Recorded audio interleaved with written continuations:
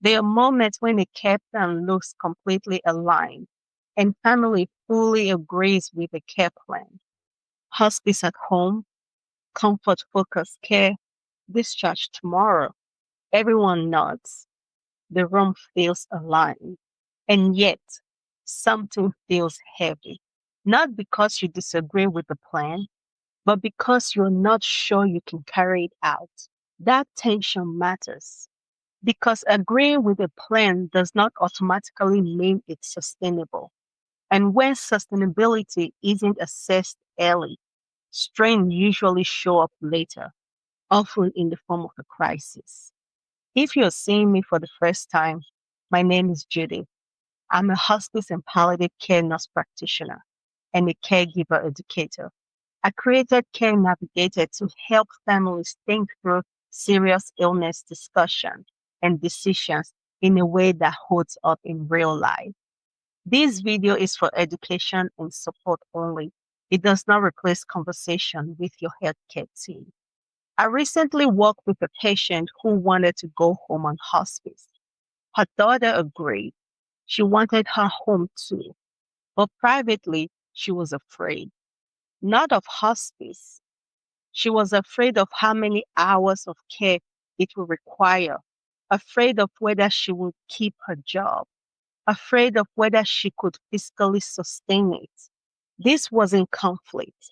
This was caregiver capacity strain, and no one in the room has formally assessed it. Inside the Care Navigator decision framework, this falls under step 5, plan and support. Because a decision isn't complete when it's made, it's complete when it can hold sustainability before commitment. So before you finalize a care plan, especially one that depends heavily on a family caregiver, pause and assess 4 things. First, name the capacity out aloud. You must say, this plan depends on me providing most of the care. Is that realistic? Say it plainly. Name the person involved.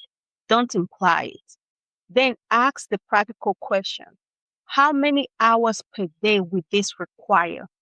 What physical tasks are involved? What happens if I become exhausted? If that conversation hasn't happened, it is too early to finalize the care plan.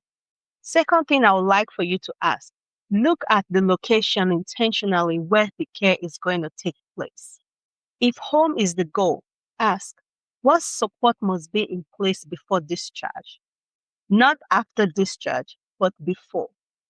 Services don't just appear because we hope they will.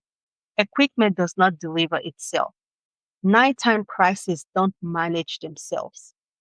Make sure the location matches both medical needs and caregiver capacity. The third thing is walk through the next 48 hours step by step.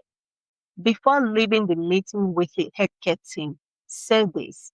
Can we go through the next 2 days in details? Who does what? When does service start? Who do we call? What symptoms requires action? And I want you to write it down. Short-term clarity prevents long-term panic. And finally, create a backup plan.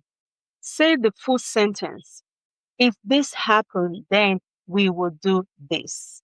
If symptoms worsen at night, what happens? If I can't manage physically, what's the next step? If a plan doesn't have a contingency, it isn't complete. Care plans are often built around medical needs. They must also be built around caregiver capacity. If sustainability isn't assessed, strength builds quietly and crisis follows. You are not selfish for assessing your limits. You're being responsible. Because sustainable care protects both patients' dignity and caregiver stability. If this resonates with you, I'm building a structured care navigator decision framework guide that walks you through this process step by step, including how to assess caregiver capacity before finalizing a care plan. I will share more about that soon. I'm curious to know, If you ever agreed with a care plan, but felt unsure you could sustain it, what made it hardest? Because in serious illness care, sustainability before commitment changes everything.